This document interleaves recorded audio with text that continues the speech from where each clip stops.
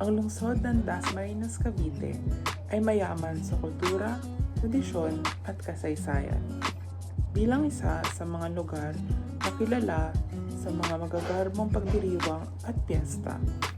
Isa sa mga popular na gawain na ginaganap tuwing ika-5 ng Oktubre ay ang Araw ng Dasmariñas.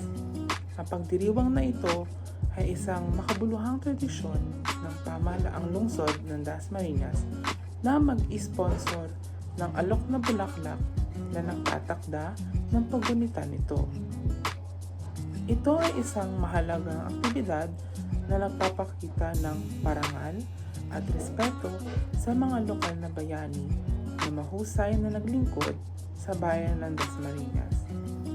Na dahil dito ay nagbigay daan patungo sa ating tagumpay bilang isang lungsod ngayon at hindi lamang sa pagbibigay ng bulaklak na bubuo ang ganitong pagdiriwang. Kung hindi ay nagdaraos din ang pamahalaang lungsod ng misa bilang respeto at magsilbing pagpapaalala sa mga tao at na nag-alay ng kanilang buhay para sa kalayaan ng ating lungsod. Para sa akin, ang bagay na kumakatawan sa kultura ng Dasmariñas, Cavite ay ang mga bulaklak.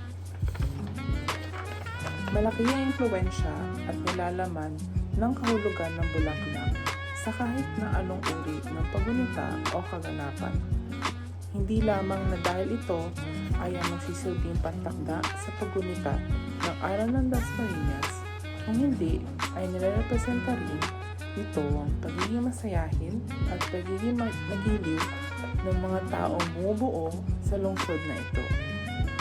Kalimitahan, nakikita ang mga bulaklak o ang pagsasaboy ng bulaklak tuwing may ginugunita tayong importante na tao o taong nagbibigay sigla sa ating lahat.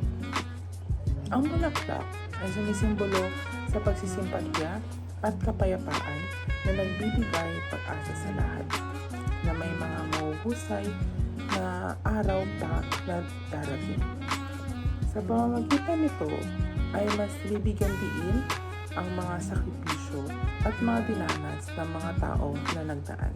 Sa pagbubuod, ang pagiging magandang halimbawa ng bulaklak na kumakatawan sa kultura ng Dasmariñas, Cavite ay isang simbolo ng pagmamahal at pagiging makabayan ng mga tao rito.